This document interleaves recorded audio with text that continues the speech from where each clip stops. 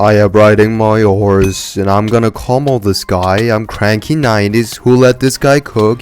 He just got destroyed. Do you know how to PvP? No, you don't, but it's okay. Because after watching my full and complete guide, you're gonna become a really good player on the new controls. Oh my god, you got rolled. So let's get it started. Yo, what the flippity dog? First part is to align finger placements. What I mean by this is that in order to combo players, you need to be in a comfortable position, not in an awkward situation with 7 fingers on one side of the screen and complaining how bad the controls are. So, this is what my finger alignments are. I play with 3 fingers on the right side of the screen and with the thumb on the left side of the screen. Once you get these placements down, try to get used to it and become one of those sweaty sweats. There are multiple grips you can use to get started. The most recommended grip is aiming with index finger and attacking with thumb. However, if you don't feel like this is your grip, you can try my grip. I aim with my thumb and attack with my index. It is like the opposite from the last grip. I use this grip because I'm a big weirdo.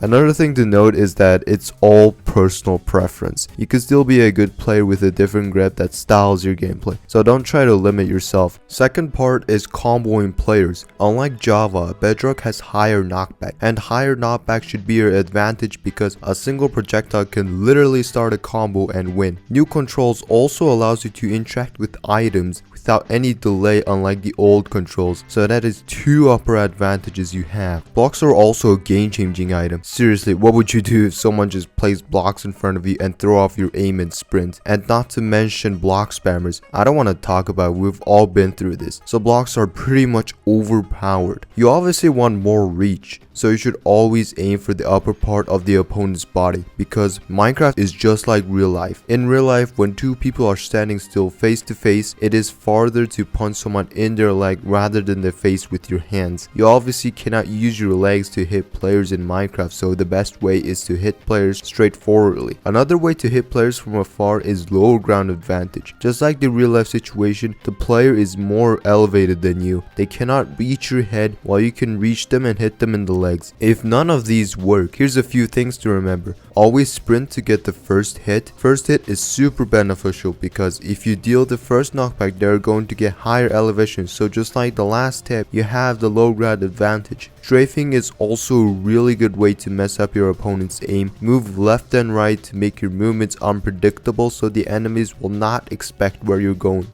Have you ever heard of S tapping, or I should say W tapping? S tapping is to create the biggest space possible and prevent your opponent from hitting you. W tapping is to sprint reset, basically go forward and stand still, repeat. It's also a way to prevent your opponent from hitting you. On the new controls, you can mix both of them, even though it is likely to be hard to do this on other platforms like the old controls, controller and PC. But it is super easy on the new controls because you have auto sprint and a freaking joystick. This could easily break your opponent's aim and accuse you of reaching. Here are some example clips.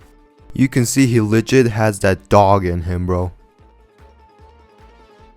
Next step is the main answer to this question. How do I actually combo players on the new controls? First, you should always get higher CPS, clicks per second, or I should say TPS, taps per second, because you're tapping on a screen. There are 2 ways to do this, either jitter tap or butterfly tap. Jitter tapping is basically vibrating and tapping as fast as you can. However, the more recommended tapping method is butterfly tapping. Just alternate your fingers and tap. Without effort, you can easily break the 10 CPS mark. Also, you'll have a lower chance of getting carpal tunnel. However, there is one problem. You see, most players play on a phone and phone screens are very small, so butterfly clicking is pretty much difficult to execute. With that knowledge, if you are playing on a phone and butterfly clicking does not make any positive change to your PvP, I suggest tapping with one finger on the attack button. If you do have a bigger side screen, you should always prefer butterfly tapping. Of course, this method will be useless if you don't have good aim. Try to find your perfect sensitivity and overall practice more, because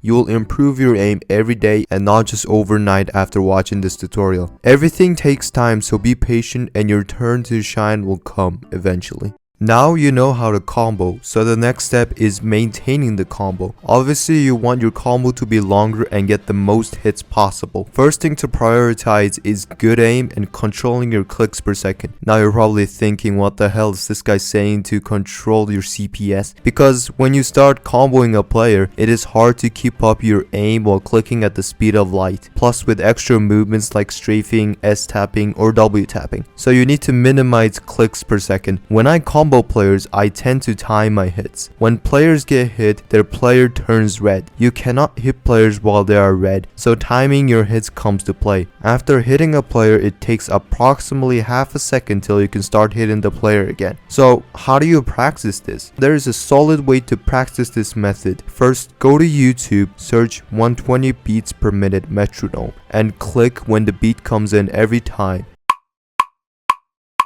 This really helped me up, so I hope this would help you out as well. Also, I recommend finding your perfect settings so you have no trouble swiping the screen and fighting against players without any difficulty that would lead to developing a muscle memory. The most important settings are sensitivity and FOE. For sensitivity, my recommendations are from 40 to 60. Test out for a week or two and eventually you'll find your perfect sensitivity. Choosing your correct FOE is a #1 priority. FOE should be relatively higher on the new controls because with high FOE you could easily see your surroundings. That way you can track your opponents with your crosshair, and if you play with good aim, it is pretty much overpowered. My suggestions are from 90 to 100. Also, turning off dynamic FOE makes your game smooth.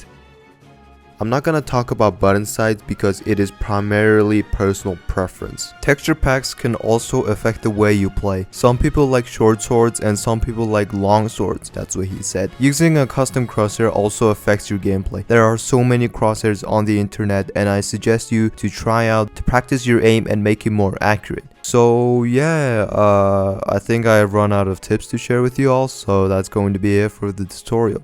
I really hope you have learned something from this. My teaching is relatively bad.